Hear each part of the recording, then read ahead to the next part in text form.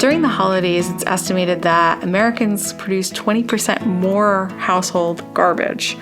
So there's a lot of things that we can do to still have great celebrations and entertain all of our family and participate in gift giving that people love to do, but do it in a more environmentally conscious way.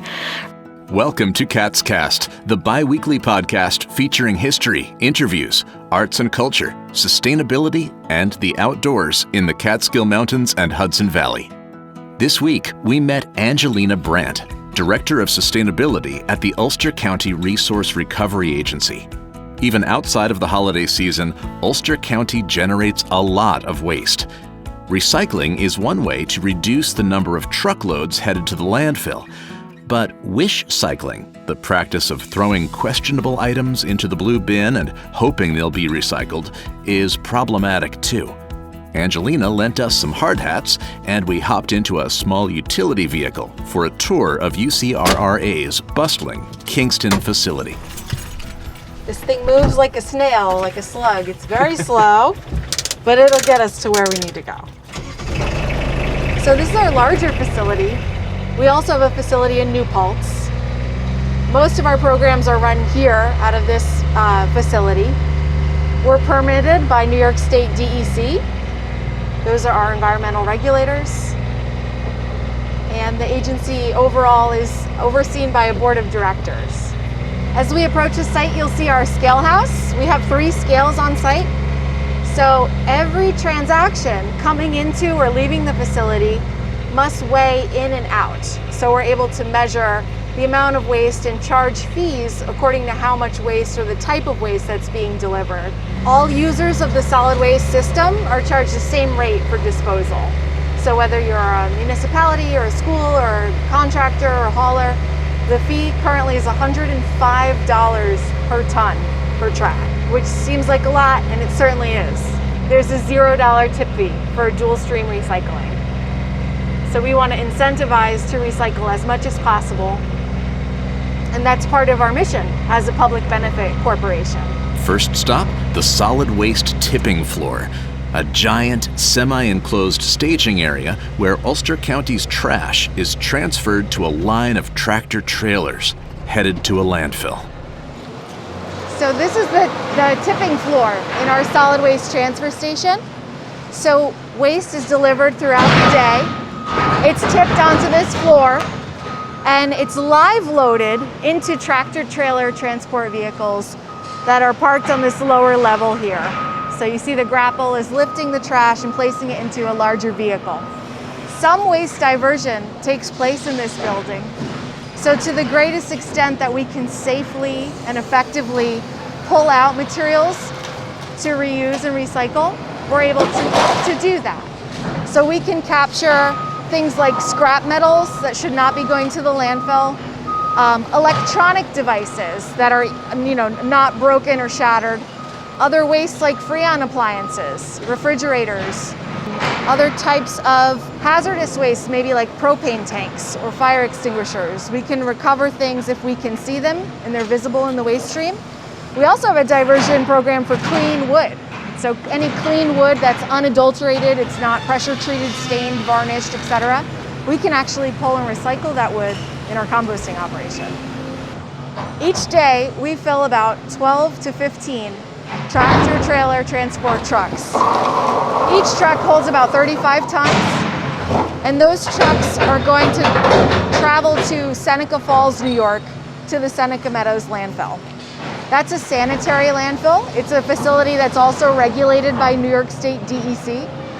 So all of our waste in Ulster County goes to that landfill. As you can imagine, Seneca Falls is a very far away destination for disposal. It's actually about 500 miles round trip for each of those trucks that we send. And that costs, about 98 gallons of fuel, which has a carbon footprint that's tremendous. Solid waste makes up about 4% of the county's overall carbon footprint, just trucking it to the landfill. So we can do a lot better.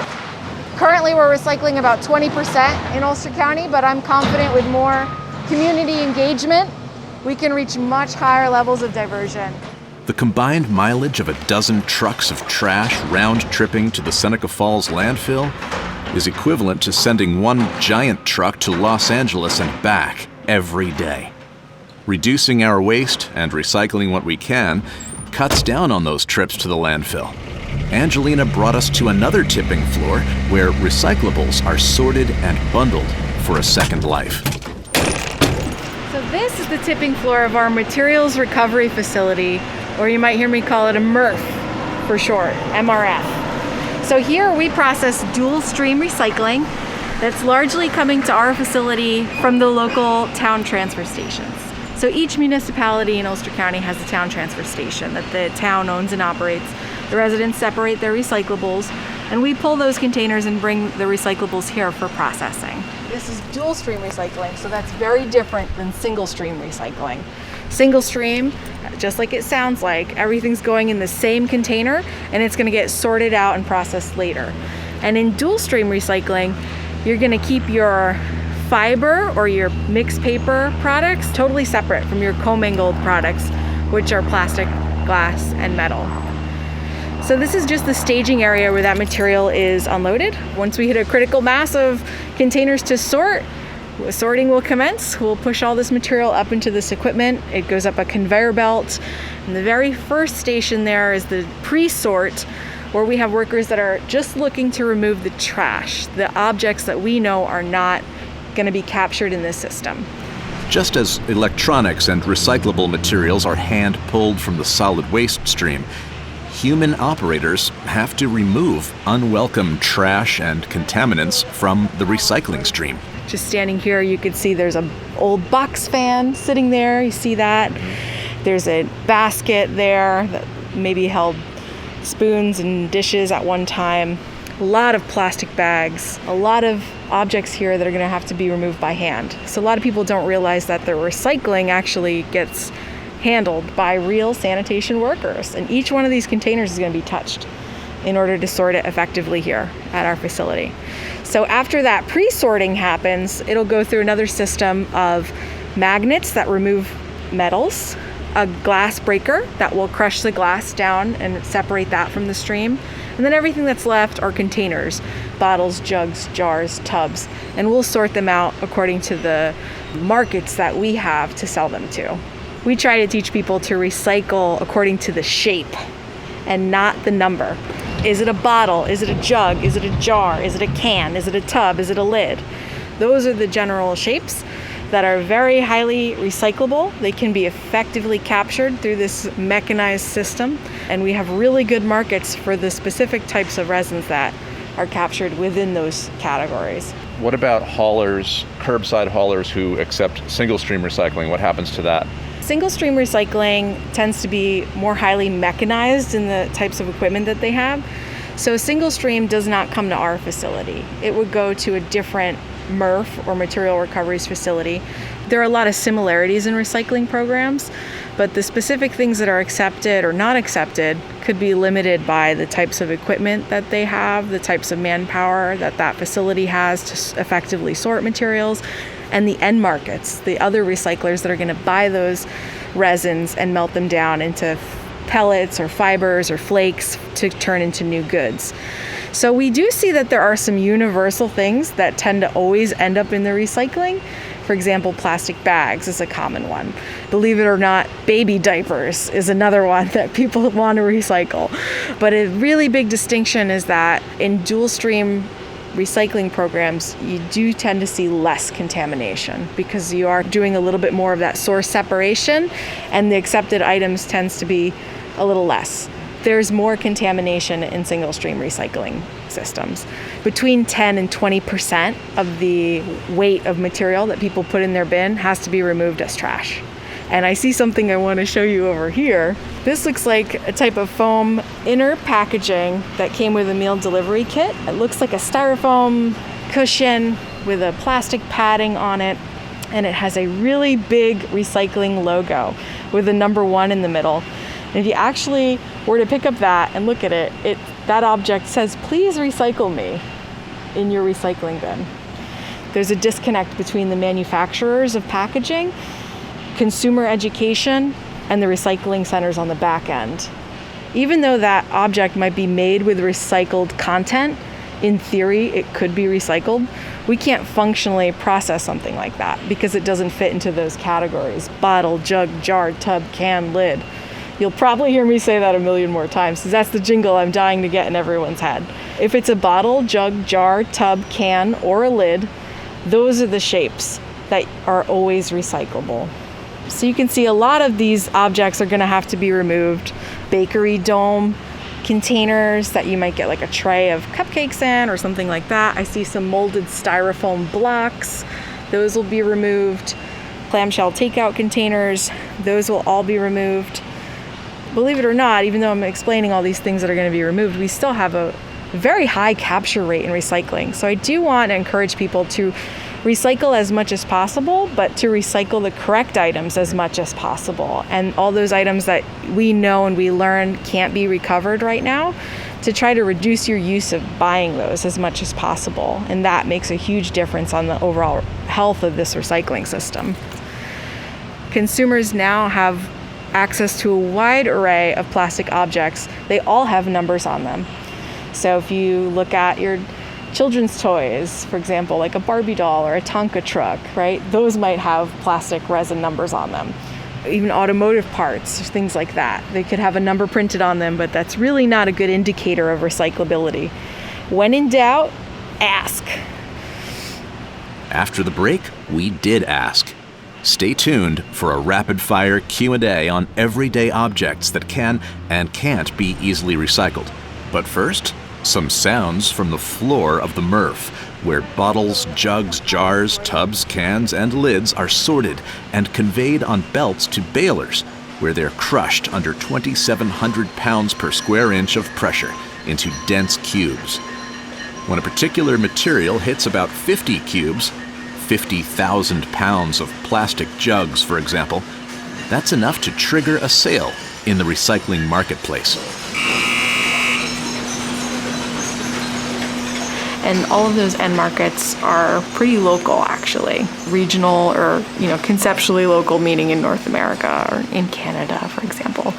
And that price per pound that we get for these different recycled products or commodities changes all the time, depending on a lot of different things like the price of fuel, the price of oil, the demand for certain types of products, certain types of paper or plastic products, or scrap metal. So the price is always changing, and we, as a public benefit corporation, try to always aim to break even. We don't earn a lot of money on recycling, but we try to get the best price that we can that we're offered, or in some cases it's the least price that we have to pay to make sure that it gets recycled.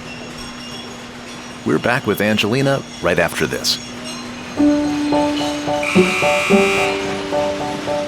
Cats Cast is sponsored by the Mountain Eagle, covering Delaware, Greene, and Schoharie counties, including brands for local regions like the Windham Weekly, Schoharie News, and Catskills Chronicle. For more information, call 518-763-6854 or email mountaineaglenews@gmail.com. And by the 52-mile Catskill Mountains Scenic Byway, following New York State Route 28 through the heart of the Central Catskills. For maps, itineraries, and links to area restaurants, shops, and accommodations, visit sceniccatskills.com. Back in Angelina Brandt's office at the Ulster County Resource Recovery Agency, we discussed the concept of wishcycling and played a little game to figure out exactly what should and should not go into the blue bin. Wishcycling happens when someone places something in their recycling bin and they're not entirely sure that that item is accepted in their local recycling program. So you may hope that you put something in the bin and you're not really sure and you just hope it goes to recycling heaven. But actually that wishcycling can be really harmful to the overall recycling infrastructure. What's the worst thing that can happen by adding a non-recyclable to the blue bin? Well, sanitation workers have died from trying to unclog machinery and equipment that was jammed with garden hoses and chains and belts and even plastic bags. So Quite frankly, the sanitation industry, waste management as an industry is one of the most dangerous jobs to work in as far as workplace injuries and deaths. It turns out that if you combine workplace injuries and deaths for police officers and firemen, waste management as an industry outperforms both of those combined. So it is a big deal when you put harmful things in the recycling bin, because real people handle and touch these objects to make sure they get recycled. So, putting a butcher knife in your recycling bin because you think that it's metal and metal's recyclable can really injure someone. So it's so important to know how recycling works so we can do better at that. All right. So Angelina, have a little game. You have in front of you a bell and a buzzer. And I'm going to rapid fire through some common items that people might put in the recycling bin. And could you give us the appropriate response? What is recycling and what is Wishcycling? Oh, I'd love to. Okay, ready? Let's debunk some of these myths here about recycling. Here we go. Peanut butter container.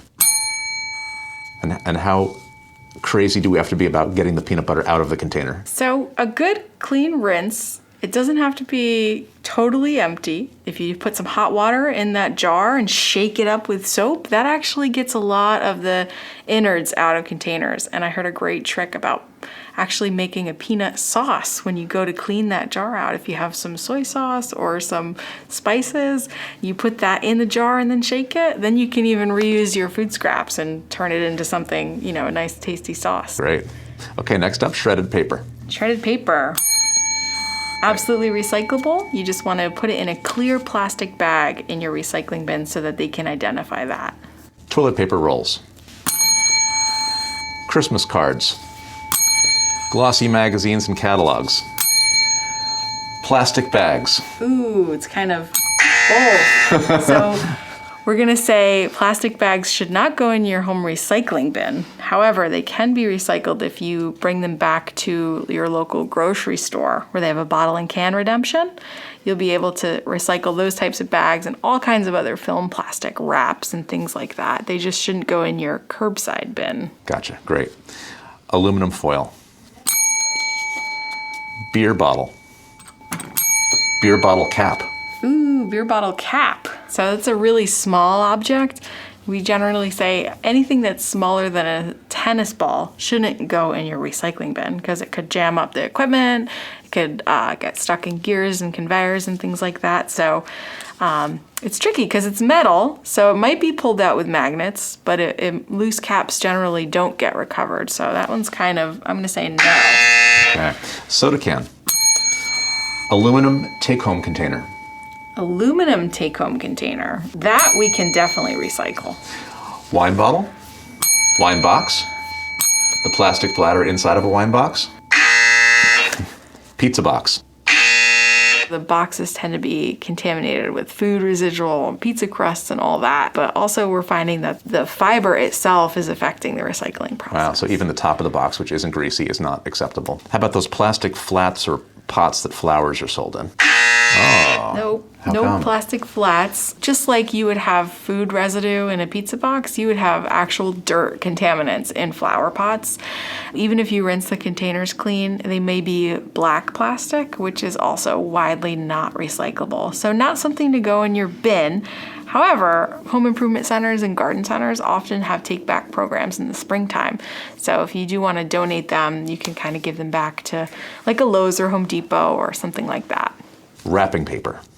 Wrapping paper, that's also going to be both. So most wrapping paper is recyclable in your normal recycling bin as long as it's not really glittery or have a lot of other ribbons attached to it and things like Metallic that. type paper. Metallic paper, or if it has a lot of glitter product. But yeah, you can recycle it. Even if it still has some tape on it, that's usually not a problem. But the ribbons and bows and all of that can be real problems. How about So the tissue paper just inside? Be careful. Yeah, the tissue paper is also kind of tricky. I always like to tell people to reuse it as much as possible because it is not quite the same type of fiber that we would recycle for mixed paper.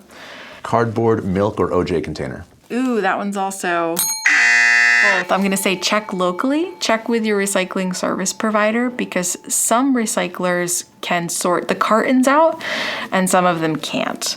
So if you use a curbside hauler, you might be able to include them. But if you use a town transfer station and your recycling comes here to UCRRA, we don't accept them. We can't separate them. Junk mail. Junk mail, always recyclable. Even with the plastic address windows? Even with the plastic window. Pill bottle.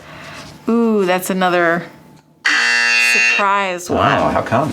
So medication bottles, even if they don't contain pharmaceutical waste, are kind of a regulated waste. Because if we see those pill bottles going across the conveyor belt on the sorting line, we have to assume that there could be drugs in them. And because that includes controlled substances, we have to actually be really cautious about how we manage those types of objects. So those unfortunately are trash, or reuse them if you can. I know I have some old pill bottles that are really sturdy containers. I actually use them. I reuse them into sewing kits for my friends who go camping or something like that, and I give them away at the holidays. So try to reuse them. Otherwise, unfortunately. What a shame. How about plastic Solo cups? Any reason? They're single-use disposable items, so they don't really fit into the category of being a bottle, a jar, a jug, and they could be different types of resins, so they're difficult to sort and they tend to not be recyclable. Styrofoam. And that goes for cups, take-home containers, giant blocks of styrofoam that electronic products are packaged in. Anything, even if they have a recyclable symbol on them? That's true. So if you have expanded foam packing peanuts that are loose fill peanuts, you can reuse those. Sometimes you can take them to your local post office or like a FedEx shipping store, and they will love to reuse them. Or if you know someone who's moving, I always say post it on Facebook or social media to try to share them with your neighbors or something like that. The molded blocks are never recyclable, and styrofoam is widely not recyclable, not just here in Ulster County, but most places. Tomato sauce jar. And the lid? Plastic orange juice container? And the cap? Pre-washed salad container. Wow, and that's surprising because that's a big piece of plastic that I assumed could be recycled. Yeah, those plastic containers that salad or sometimes berries come in are called clamshell containers. And it's any type of container that opens on a hinge like that. Can also be a variety of different plastics. Sometimes they're number 1, sometimes they're number 2, sometimes they're number 5. So they don't easily fit into a certain category that recyclers can manage. And also they tend to be contaminated with food residue a lot of the time. But there's a lot of ways that we can reduce our use of those types of containers. I know a lot of people buy a lot of salad, and this is a concern for many people, but shopping at your local farmer's market or buying a share at a CSA, community supported agriculture, then your food's coming to you without any packaging at all. Or you can try to grow it yourself. I know lettuce is pretty easy to grow. We have wonderful climate here for gardening in Ulster County, so I always like to share those tips. Empty spray paint can. Ooh, that's also going to be both. I would say check with your recycling service provider about their ability to sort those. If they're completely empty, you might be able to recycle them with like scrap metal, but commonly they don't like those going in the recycling bin because they could still have compressed gas in it. That could be very explosive and very dangerous. So it's a good question to ask. Receipts. Receipts are not recyclable. They contain a film of BPA and a film of plastic, even though it's paper. You're not able to separate that in the recycling process. So go paperless, have them email your receipt. That's the best way to avoid that. Great. What a fun game. Well, it's always fun for me to debunk some of these myths about recycling because we want people to be really good at recycling and to not only just know what goes in there and what doesn't go in there, but to understand the why. Because wishcycling can cause a lot of damage. It can damage the equipment. It can harm the sanitation workers that are sorting this material. It can ruin the value of other types of recyclables as well. And when that happens, we waste time and it wastes money, and we can't have a really effective, efficient recycling system. So I love it. And people come in the office sometimes and bring me all kinds of crazy stuff. Is this recyclable? Like a recycling show and tell. And I just really enjoy helping people better understand what to do. If you have curbside pickup, check with your hauler for specifics. I checked with mine, and it turns out they can recycle some of the items that UCRRA doesn't. For example, pizza boxes, clamshell containers, even solo cups and disposable nursery pots. On the other hand, shredded paper can't be recycled with my company, so again, check in with your county or hauler for specifics. At the beginning of this podcast, Angelina told us Americans produce 20% more waste during the holidays. Before we sign off, here are some tips and tricks for the season. So there's a lot of things that we can do to still have great celebrations and entertain all of our family and participate in gift giving that people love to do, but do it in a more environmentally conscious way. So it starts with holiday gift shopping, as people really like to exchange gifts for the holidays. So, remember to bring your own reusable bag. I always like to ask people to look for eco-friendly gifts. Give a gift that keeps on giving, like a reusable bottle or a reusable object. That kind of encourages people to reuse more in their daily life. Eco-friendly packaging, things that don't come in a lot of packaging, but also when you're wrapping presents, get creative, use fabric, make the wrapping part of the gift somehow, or give gifts in a reusable gift basket that you can kind of recycle every year. If you do use gift wrap, it can be recycled as long as it's not metallic or sparkly or anything like that. The holidays are just such a wonderful time, and there's a lot that we can do to be better at recycling. Make sure you set out a recycling bin and have that be part of the experience of gift giving, is having your family know what can go in there and kind of make it a fun game, right? Turn it into a basketball hoop or something like that for the kids.